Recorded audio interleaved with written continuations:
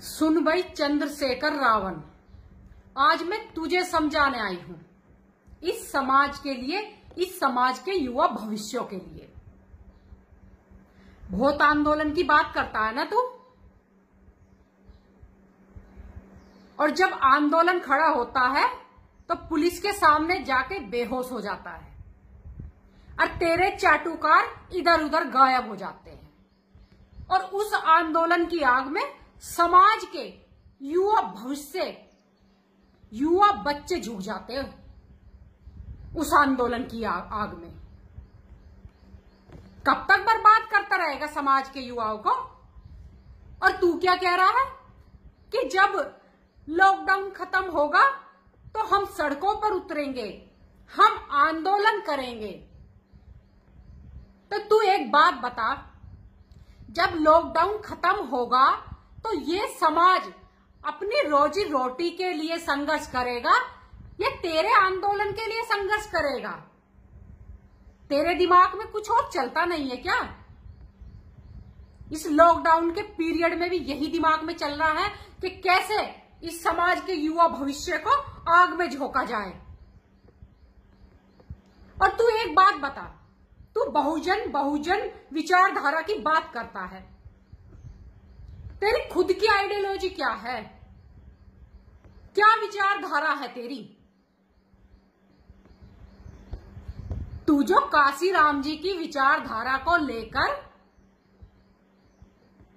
और समाज के युवाओं में नफरत फैलाने का काम करता है, आंदोलन के नाम पर समाज को आग में झोंकने का काम करता है बहुजन के नाम पर, तेरी खुद की आइडियोलॉजी क्या है? तू उस शेरनी से बड़ा हो गया? तू कहां का शेर है? क्या उस शेरनी से बड़ा हो गया तू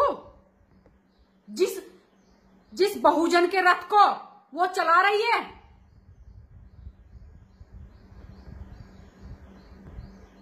और ये मूंछें ऐंठने से ना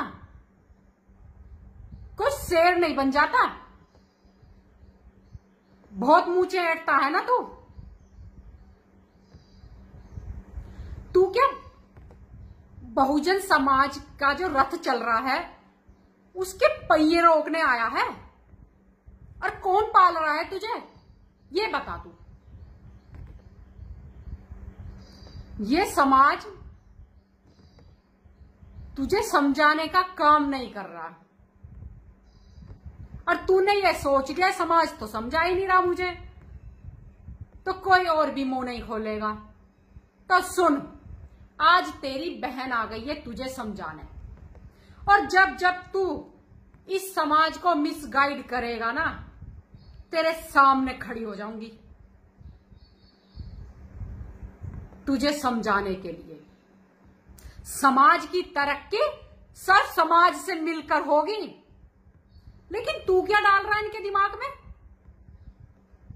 आंदोलन, ताकि ये तेरा भविष्य संवार दे और अपना भविष्य अंधकार में कर ले, और इसी समाज पे नक्सलवादी होने का ठप्पा लग जाए, जैसा मुस्लिमों पे लगा हुआ है ना आतंकवादी होने का ठप्पा। तो तू क्या इस समाज पर नक्सलवादी होने का ठप्पा लगाना चाहता है? और ये इस समाज के बच्चे कभी भी बिजनेस के बारे में ना सोचे, आगे बढ़ने के बारे में ना सोचे, अपने भविष्य को संवारने के बारे में ना सोचे, नौकरियों में जाके पॉजिटिव सोच ना रखे। यही कर रहा है ना तू? तो सुन ले भाई,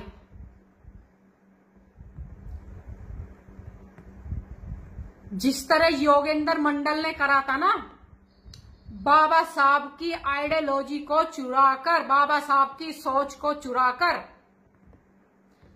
दलित हिंदुओं को, इस दलित समाज को पाकिस्तान ले गया था, और फिर पाकिस्तान में जाकर क्या हुआ उनका पता होगा ना तुझे।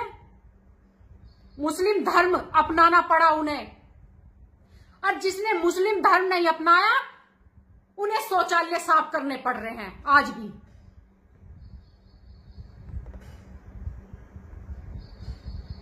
तो सुन, अब ये देश,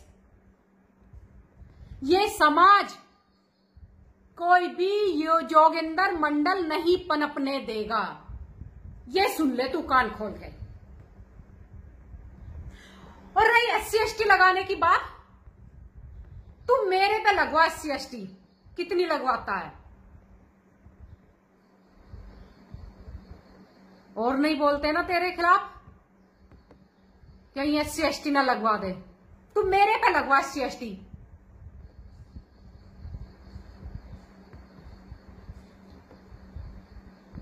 मैं देखती हूं कितनी SC/ST लगवाता है तू मेरे पे।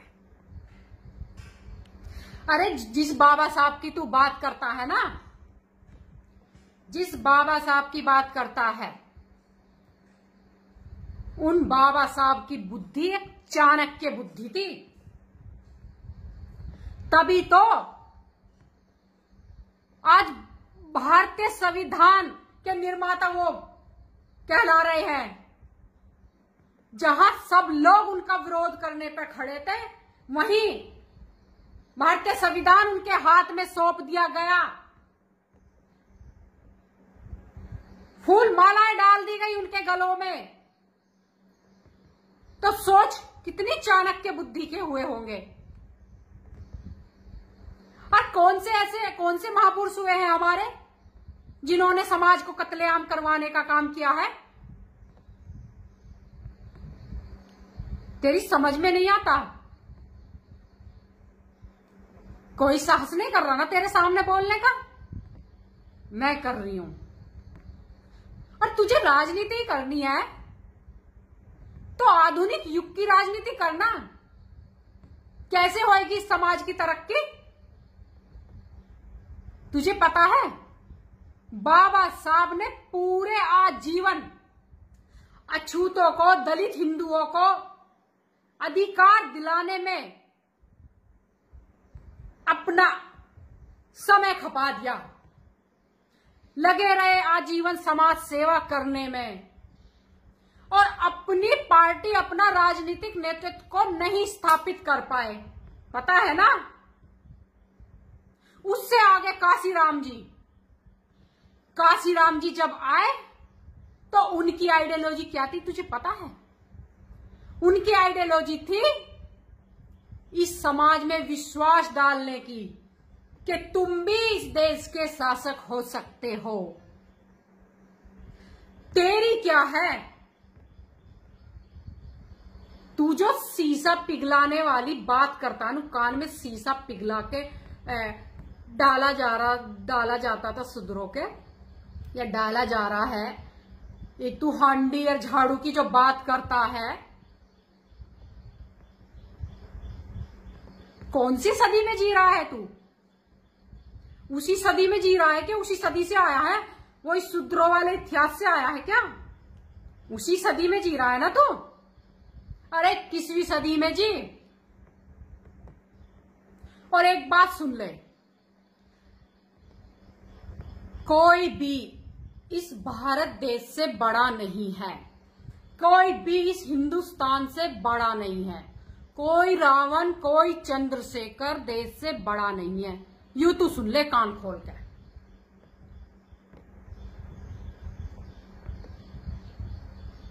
इस समाज के लिए भी देश ही बड़ा है। तेरे मिसगाइड करने से ये समाज मिसगाइड नहीं हो जाएगा।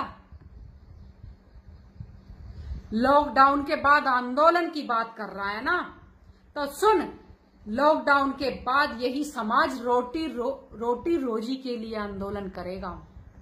तुझे पता है घरों में कैसे बैठे हैं लोग?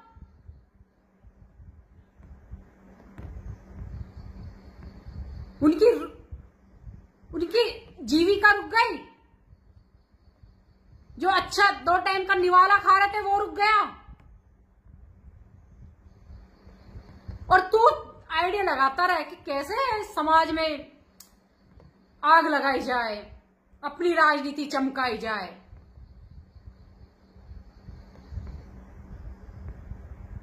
तो मैं कह रही हूं सुधर जा।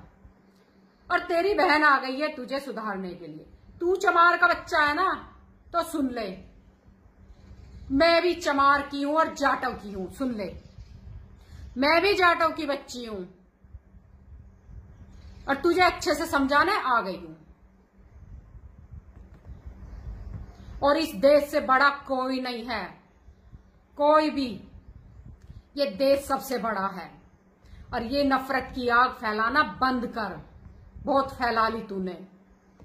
इस समाज के युवाओं को पॉजिटिव सोचने दे, अपने भविष्य के बारे में सोचने दे। और इतिहास गवाह है, किसी भी समाज का उद्धार या किसी भी देश का उत्थान स्वयं में नहीं हुआ, जब वो मिलके चला ना तभी हुआ है। तो आज मैं तुझे इतना ही समझा रही हूं बस। और इसी के साथ मैं अपनी बात समाप्त कर रही हूं। फिर आऊंगी इसे समझाने जब जब यू मिसगाइड करेगा। जय हिंद, जय भारत।